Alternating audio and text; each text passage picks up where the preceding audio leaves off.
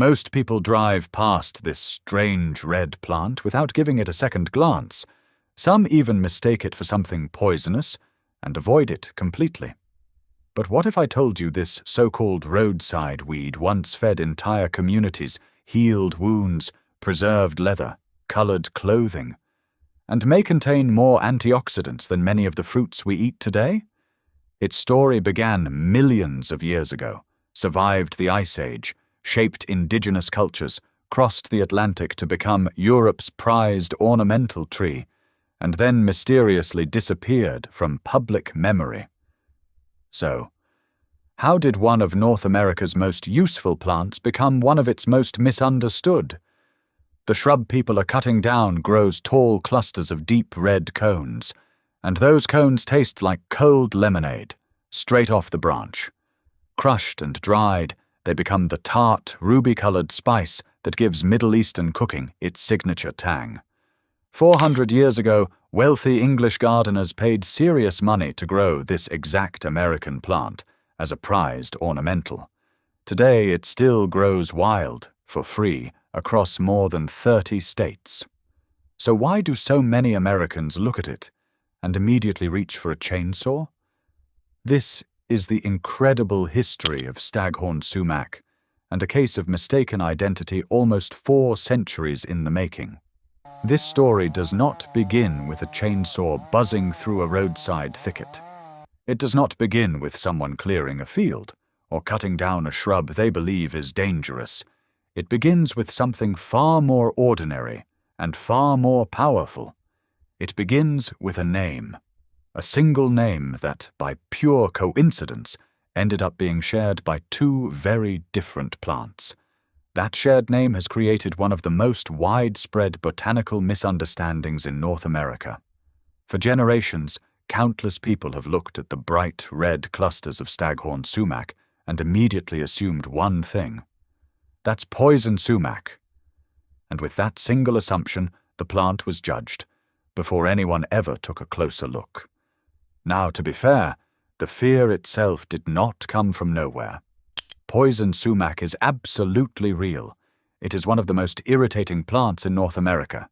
Like poison ivy and poison oak, it produces an oily chemical called urushiol, the substance responsible for the painful, itchy blisters that many people develop after touching these plants. So, the caution surrounding poison sumac is completely justified. The mistake is assuming that Staghorn Sumac is the same thing. The 2 plants simply share part of a common name. That is where the confusion begins. Both plants belong to the same large botanical family, known to scientists as Anacardiaceae. It is an ancient family containing more than 800 species of trees, shrubs, and vines spread across much of the world. It is also one of the most surprising plant families on Earth.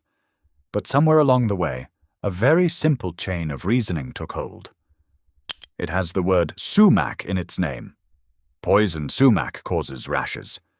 Therefore, every sumac must be poisonous. And that is how perfectly harmless Staghorn Sumac earned a reputation it never deserved. The truly remarkable part is this.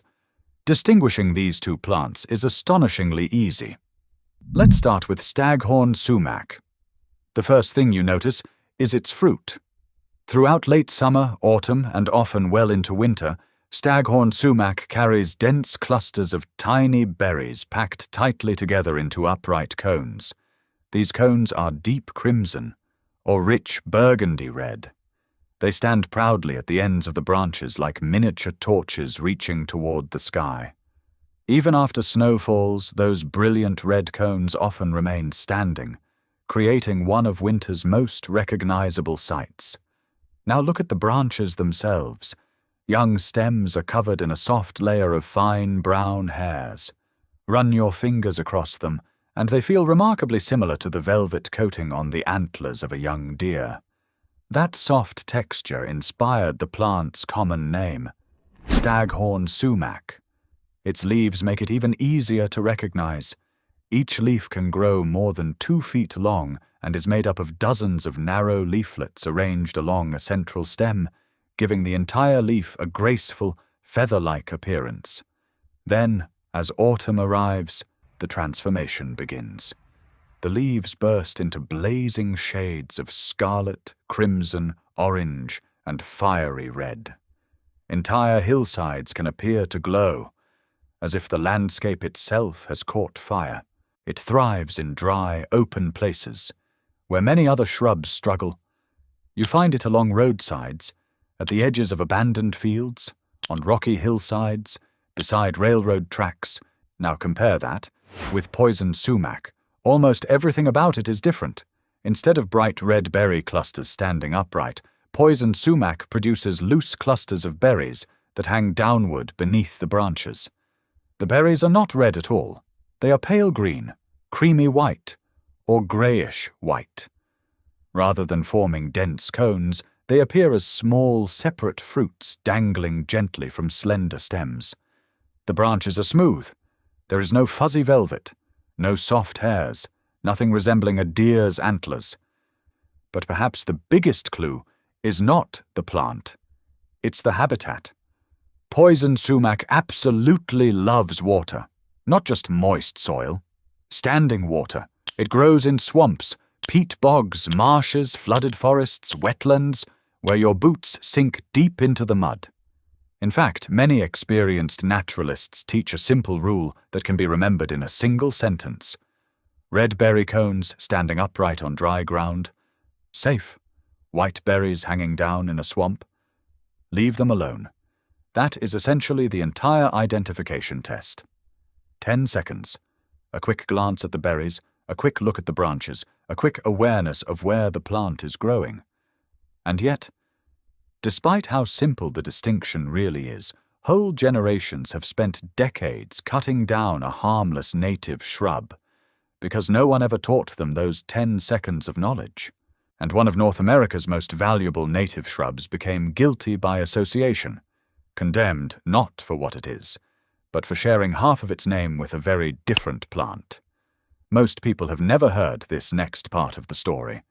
Long before anyone feared this plant, the native peoples of this continent treasured it. Native nations, from the Cherokee to the Ojibwe to the Iroquois, used staghorn sumac as both food and medicine for centuries. They soaked the red cones in cool water to make a tart, rose-colored drink so close to lemonade that early settlers called it Indian lemonade, and drank it throughout the summer heat. The ethnobotanist Daniel Moorman, who spent decades documenting how Native Americans used wild plants, recorded the use of staghorn sumac again and again. As a cooling beverage, as a soothing wash for sore throats, and in several other traditional remedies. And the tartness you taste is real chemistry. The surface of each berry is coated in malic acid and ascorbic acid. Ascorbic acid is vitamin C. Sailors and frontier families relied on sour wild fruits like this one to help prevent scurvy when fresh food ran out. The dried cones kept their tang for months, making them a quiet kind of insurance against a long winter. Now here is the irony. That should sting a little. While Americans were learning to fear it, Europeans were paying handsomely to plant it. When the renowned English apothecary and herbalist John Parkinson published his monumental gardening guide, Paradisi in Sole Paradisus Terrestris, in 1629, staghorn sumac was already well established in the gardens of England's wealthy landowners. He admired its dramatic appearance, especially the upright crimson fruit clusters that rose above the branches like glowing torches. A century later, the great botanist Carl Linnaeus gave it its formal scientific name, Rhus Typhina, in the 1750s. And those red cones do far more than make a refreshing drink. This is where the story leaves the backyard and lands squarely on your dinner plate. If you have ever eaten za'atar, that earthy, tangy spice blend sprinkled over warm, flat bread and roasted vegetables throughout the Middle East, then you have already tasted sumac. The bright, lemony note in that blend comes from dried, ground sumac berries. The spice you buy in the jar usually comes from a Mediterranean cousin in the very same genus. But the Staghorn Sumac growing wild along American roadsides carries that same sharp, tart flavor. Cooks dust the deep red powder over hummus, grilled meats, rice, and roasted vegetables, not only for its refreshing tang, but also for its gorgeous crimson color. So picture this. People drive to the grocery store, pay a premium for a small imported jar of sumac spice, while almost the same flavor sits ignored on a shrub growing just outside. A shrub they have been trying to bulldoze out of the yard. It also happens to be one of the most antioxidant-rich spices on the shelf, which is exactly why much of the rest of the world never stopped using it. Staghorn sumac was the plain, everyday shrub growing at the edge of the field. Its bark and leaves are rich in tannins. Tanners once used them to cure leather, while dyers used them to set vibrant color into cloth. Nobody wrote songs about it. Nobody called it a miracle plant. It was simply there. Useful, reliable, standing quietly at the corner of every dry lot in the country. And maybe that is exactly how a plant slips out of memory. Not because of a government ban, not because of a scandal, but because of a slow collective shrug, one generation at a time, until all that remains is half of a name that frightened people. So, let's bring this story home. Because making that famous sumac lemonade is genuinely simple. You want the deep red cones that appear from late summer into early fall, and you want to harvest them on a dry day, because a hard rain washes away the tart coating that holds nearly all of the flavor. Snap off a few cones. Break them apart into a jar of cool or room temperature water. Then let them soak for about 10 to 20 minutes. You'll actually watch the water slowly blush into a beautiful shade of deep pink. Next, strain it through a coffee filter, or a clean cloth. That catches the tiny hairs from the berries. Then sweeten it however you like. But one piece of advice matters more than anything else. Use cool water, never boiling water. Hot water pulls the bitter tannins out of the plant, turning your bright, refreshing lemonade into something harsh and mouth-puckering. Cold steeping keeps the flavor clean, crisp, and pleasantly tart. And if you dry those cones, then grind them into a fine powder. You have just made your own jar of that expensive imported spice. For absolutely nothing. Just remember, take only what you need. Leave plenty of cones behind for the birds that depend on them throughout the winter. So now, go back to that homeowner holding the chainsaw. The plant they were about to destroy makes a free summer drink rich in vitamin C. It carries the very flavor people happily pay good money for in a tiny spice jar. And it once stood proudly in the finest gardens of Europe. The only thing that was ever truly wrong with it was a name it never chose for itself. This season, when the leaves begin to turn, and you spot those brilliant red cones standing proudly along a dry roadside, you'll know exactly what you're looking at. Not a threat, not a poisonous invader, but a remarkable native plant, a piece of forgotten history, and perhaps a glass of refreshing lemonade. That has been waiting on the branch all along. If this story changed the way you see the wild plants growing all around you, don't forget to subscribe to the channel and stay close, because there is an entire continent of forgotten plants still waiting to be rediscovered, and the next story will be waiting for you, right here.